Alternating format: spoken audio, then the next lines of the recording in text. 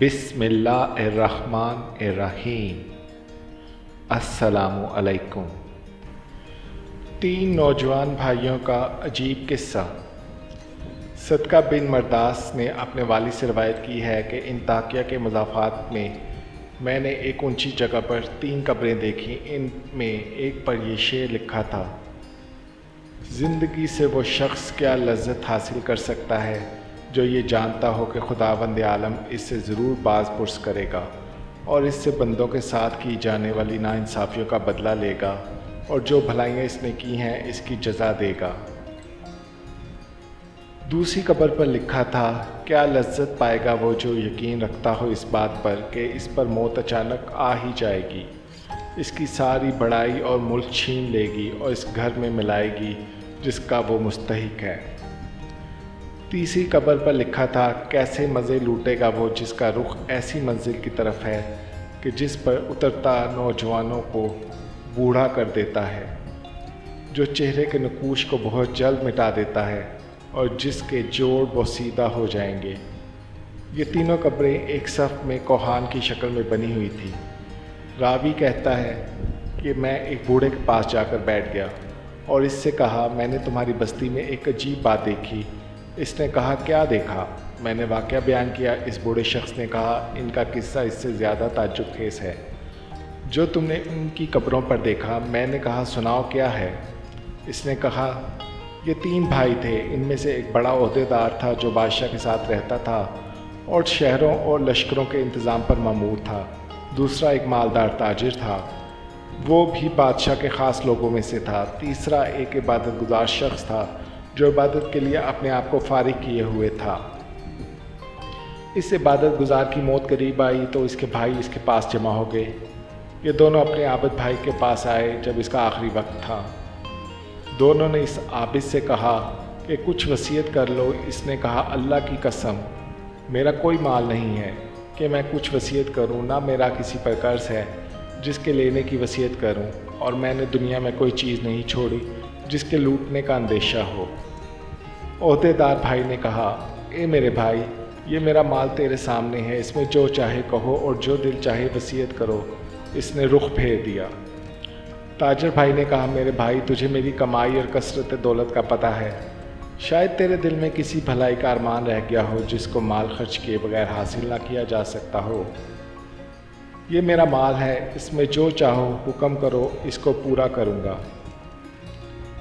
وہ ان دونوں کی طرف متوجہ ہوا اور کہا: مجھے تمہارے مال کی کوئی ضرورت نہیں ہے، لیکن میں صرف ایک اقرار تم سے لیتا ہوں جس میں تم وعدہ خلافی نہ کرنا۔ انہوں نے کہا: وہ کیا ہے؟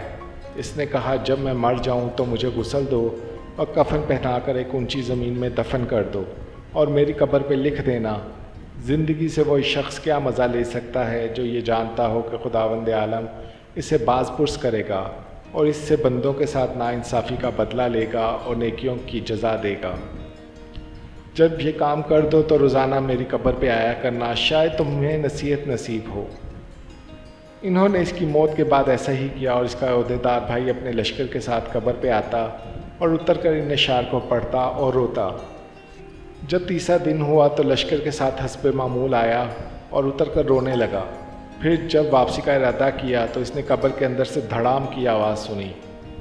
قریب تھا کہ اس کا دل اس سے پھٹ جاتا، چنانچہ وہ گھبراہٹ اور خوف کے ساتھ واپس ہوا۔ جب رات ہوئی تو اس نے اپنے بھائی کو خواب میں دیکھا اور اس سے پوچھا: اے میرے بھائی، تمہاری قبر سے جو آواز سنی وہ کیا تھی؟ اس نے کہا: وہ ہتھوڑے کی آواز تھی۔ مجھے کہا گیا کہ تو نے مظلوم کو دیکھا پھر بھی اس کی مدد نہ کی۔ چنانچہ وہ شخص صبح غمزدہ اٹھا اور اپنے بھائی کو اور دوسرے خاص لوگوں کو بلایا اور کہا: میں سمجھتا ہوں کہ ہمارے بھائی نے جو اپنی قبر پر اشعار لکھنے کی وصیت کی تھی، اس کا مقصد مجھے تنبیہ کرنا تھا، اور میں تمہیں گواہ بناتا ہوں کہ آئندہ میں تمہارے درمیان نہیں رہوں گا۔ چنانچہ اس نے عمارت چھوڑ دی اور عبادت میں مشغول ہو گیا۔ چنانچہ وہ پہاڑوں اور صحراؤں میں رہتا رہا یہاں تک کہ اس کی موت آئی اور 2 چرواہوں کی ایک جماعت کے ساتھ تھا۔ اس کے بھائی کو خبر پہنچی تو وہ حاضر ہو گیا اور کہا: اے میرے بھائی، کوئی وصیت نہیں کرنی؟ اس نے کہا: کیا وصیت ہے؟ کوئی مال نہیں جس میں وصیت کروں، لیکن ایک وعدہ ہے وہ یہ ہے کہ جب میں مر جاؤں تو میری قبر تیار کر کے مجھے میرے بھائی کے پہلو میں دفنا دینا اور میری قبر پہ لکھ دینا، کیسے لذت پائے وہ شخص جس کو یقین ہو کہ بہت جلد اس پر موت اچانک آ جائے گی اور اس سے عظیم ملک اور تمام بڑائی چھین کر اس قبر میں اس کو ٹھہرا آئے گی جس کا وہ باسی ہے۔ پھر 3 دن تک میرے پاس آیا کرنا اور میرے لیے دعا کرو، شاید اللہ تعالیٰ مجھ پر رحم فرمائے۔ چنانچہ وہ مر گیا اور اس کے بھائی نے اس کی وصیت پر عمل کیا۔ جب اس کی قبر پر تیسرے دن آیا، دعا کی اور رویا، پھر جب واپس ہونے لگا تو اس نے ایک شدید آواز سنی جس سے اس کی عقل زائل ہونے کے قریب ہو گئی اور وہ وہاں سے بے چین ہو کر لوٹا۔ رات کو اس نے اپنے بھائی کو خواب میں دیکھا۔ اس نے کہا کہ میں نے جب خواب میں اپنے بھائی کو دیکھا تو اس کی طرف لپکا اور اس سے پوچھا، کیا تم ہماری ملاقات کے لیے آئے ہو؟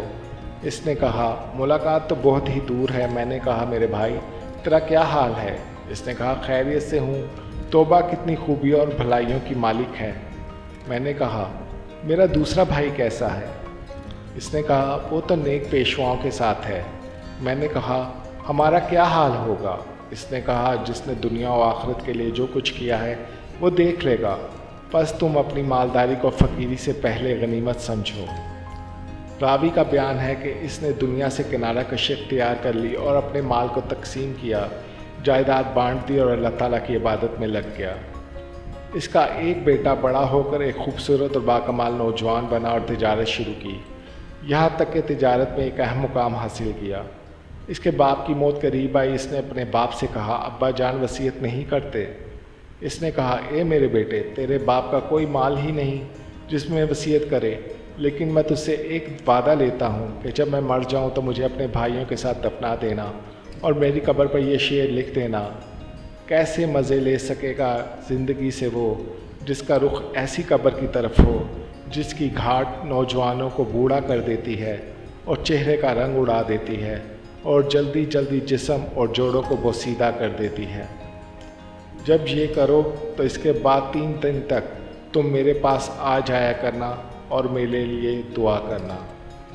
اس نوجوان نے وصیت پر عمل کیا۔ جب تیسرا دن ہوا تو اس نے ایک آواز سنی جس سے اس کی جلد سکڑ گئی اور رنگ اڑ گیا اور بخار چڑھ گیا اور وہ واپس گھر آ گیا۔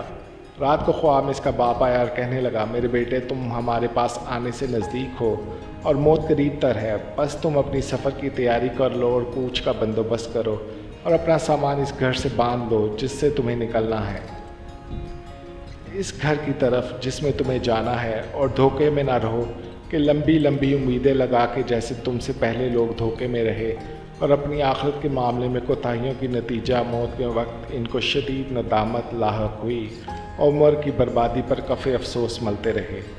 چنانچہ نہ ان کو افسوس نے کچھ فائدہ پہنچایا اور نہ ہی کوتاہیوں پر شرمندگی نے ان کو اس شر سے نجات دلائی جس کا سامنا وہ کریں گے۔ قیامت کے دن اپنے خدا کی طرف سے، اے میرے بیٹے جلدی کرو جلدی کرو جلدی کرو۔ عبداللہ بن صدقہ کہتے ہیں کہ جس بوڑھے نے اس واقعہ سنایا، اس نے بتایا کہ جس رات کو اس نوجوان نے خواب دیکھا، صبح کو میں اس کے پاس گیا تو اس نے وہ خواب ہمیں سنایا اور کہا کہ مجھے یقین ہے کہ بات ایسی ہی ہے جیسے میرے باپ نے کہی، اور میں سمجھتا ہوں کہ موت میرے سر پر منڈلا رہی ہے۔ رشتہ داروں اور لین دین والوں سے معاملہ صاف کیا اور سلام کیا اور لوگوں سے الوداع کہا۔ لوگوں نے اسے الوداع کہا جیسے کسی کو کسی چیز سے ڈرایا گیا ہو اور اس کو اس کی توقع بھی ہو۔ وہ کہتا تھا کہ میرے باپ نے کہا، جلدی کر جلدی کر جلدی کر۔ ان تینوں سے مراد یا 3 لمحات ہیں یا 3 دن یا 3 مہینے یا 3 سال ہیں، اور میں نہیں چاہتا کہ ان سے مراد سال ہوں۔ چنانچہ 2-3 دن تک بخشتا رہا اور صدقہ کرتا رہا۔ جب اس خواب کو تیسرا دن ہوا تو اس نے صبح سویرے اپنے اہل و عیال کو جمع کیا اور ان کو الوداع کہا اور سلام کہا، پھر قبلہ رخ ہو کر لیٹ گیا اور آنکھیں بند کر لیں اور کلمہ شہادت پڑھا اور وفات پا گیا۔ اس کے بعد ایک عرصے تک لوگ گاہے بگاہے اس کی قبر پر دور دراز سے آتے تھے اور نماز پڑھتے تھے۔ حاصل، بے شک جو نیچے دل کے ساتھ اللہ کی طرف رجوع کرتا ہے تو اللہ تعالیٰ اس کی دعا کو قبول فرماتے ہیں۔ اس لیے ہمیں بھی چاہیے کہ ہر حال میں اللہ کی طرف رجوع کریں اور اسی سے مانگتے رہیں۔ اللہ تعالیٰ ہم سب کو اس واقعے سے صبر حاصل کرنے کی توفیق عطا فرمائے۔ آمین یا رب العالمین۔